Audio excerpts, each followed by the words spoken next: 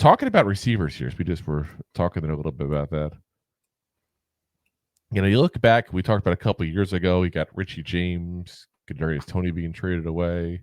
You got Isaiah Hodgins coming out of nowhere. You got guys that aren't even in the NFL basically now that were on the field as receivers for the Giants. Like, that's how bad it was.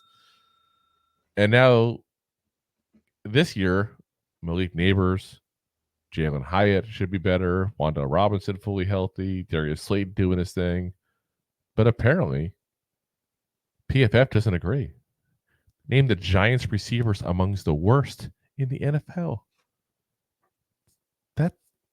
Listen, sometimes I agree with PFF and sometimes I don't. That's why I always tell you guys, I like to give the ratings out for some positions because it's a little difficult sometimes to grade. Here's the stat that tells you this offensive tackle is good or bad. Like a PFF grade is a legit grade, almost like a stat to give to show that. How many starts and how many pancakes he had doesn't really tell you that. But yeah, I definitely think they're off base in this one here. So they ranked us 28th overall. Again, remember, there's 32 teams in the NFL. Here's their little write-up they gave. They said the Giants receiver room will go as Malik Nabers goes. If he's a star, Wan'Dale Robinson, Darius Slayton, and Jalin Hyatt all look like great complementary pieces. After Darren Waller's retirement, Daniel Bellinger and Theo Johnson are the main options at tight end. Subbing out the pass-catching abilities of Saquon Barkley for Devin Singletary is a downgrade, as Singletary hasn't brought much to the receiving game in his career. I really think that, to me, I feel like they're so stuck on the losses of Waller and Saquon that they can't move past that. They acknowledge how huge an increase in talent it is getting Malik Nabers. And maybe that's just me assuming he's the real deal like I do, because I really do think that. But it's just crazy to me. It's just absolutely crazy there. So, okay, Waller's down. Well, Waller's down half the year anyway. You lost half of Waller, really. You didn't lose all of Waller. Say, let's. How did refresh my memory, Drew? How was Waller graded in PFF last year? I can look it up real quick for you. Yeah, because I'm pretty sure he wasn't the fondest looked upon when it comes to tight ends. But for whatever reason, keep in mind, real quick before I give that though, is keep in mind they're going to include his blocking in that, which is fine. But they want to talk about how solid. I'm just. They want to talk about how solid of a player he is due to their their stat ratings and say how much of a loss he is, and they're going to give him a 58. I gotta include that now. 64. His 69.4 is great, which is a good grade actually. And I looked to see they did a top tight ends going into 2024. They ranked him 17th. So they gave him an average ranking there. Yeah. But again, I think they're overplaying that because you lose Waller for almost half the year when he gets hurt anyway, even if he had played. And Theo Johnson is not a bad player. I think he's going to do something his rookie year. I do think it takes a year or two to develop really a tight end, so I'm not sure how much he'll do, but do something. It's not like a total loss there. And, we talked about with Saquon before. Saquon Barkley, the most overrated thing about him is his receiving. He has brick for hands at times. He had multiple plays last year that literally went into the other team for an interception that bounced off his hands.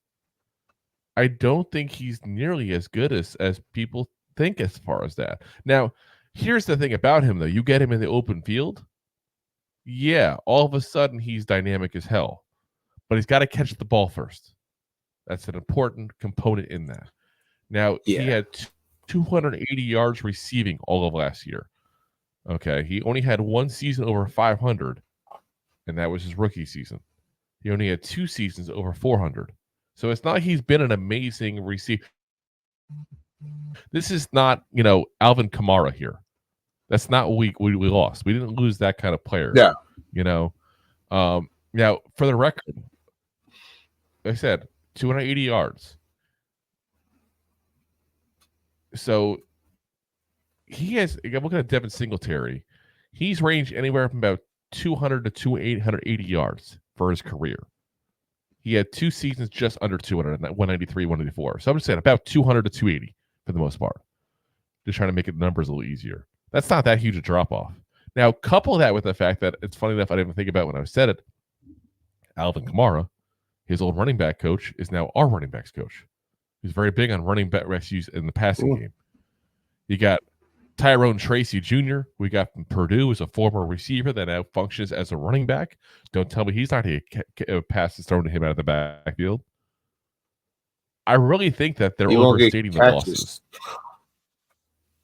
Yeah. I really think they're overstating the losses. I really do. And I don't think it's fair. I think they're gotten stuck on the big name. And, they're not looking at the full picture of the roster. They're stuck on, they lost 2 guys who I know. You know what I mean? Like, I've heard of these guys. They just lost them. That's what happened. And we don't know any other guys on these teams. There are a bunch of new guys coming from here and there and everywhere. But Waller, he's been in the season. He's been in the NFL for a while. Yeah. Let's look at Shaq. Yeah. He had some really good years. And again, he had his receiving yards per game was pretty good last year. So Waller was a loss to the passing game. I think people that don't think that are just crazy. I mean, how big a loss, I don't know, because his heart wasn't in it really anymore. Let's be honest with that. Again, the health scare things are more important that popped up there. But, I don't see these guys as that massive of a loss, especially Barkley. Like, I almost laughed when I read that. Like, Barkley is the loss in the passing game. The guy who literally within 3 weeks had 2 tipped balls going for interceptions. Like, he doesn't have good hands. He's great in the open field. We talked about that. Great in the open field. Like, if you want to try to do like a running back drill with him, like I saw somebody do a video the other day of him when he's at Penn State and just like shifted, moved around, and, like, had 3 guys missed him. Like, he had that ability. I'm not sure he has it anymore, but he's not the guy that's going to go ahead and be your third down back like that. He's also not good in pass protection, which hurts the passing game as well. Like, I don't know. I just think they're too focused on those 2 big ones. I don't understand that.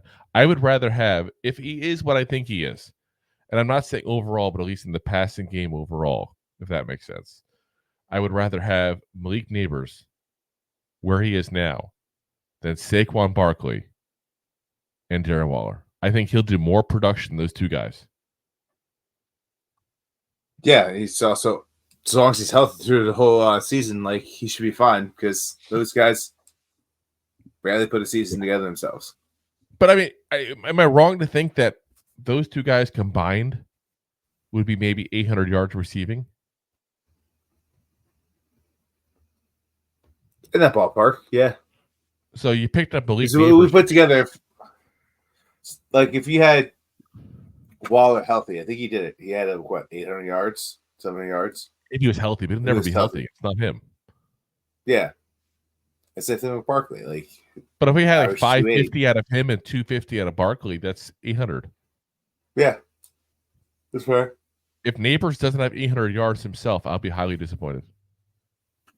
That's not even throwing out there what Tracy's going to do, what Singletary's going to do, what Theo Johnson's going to do.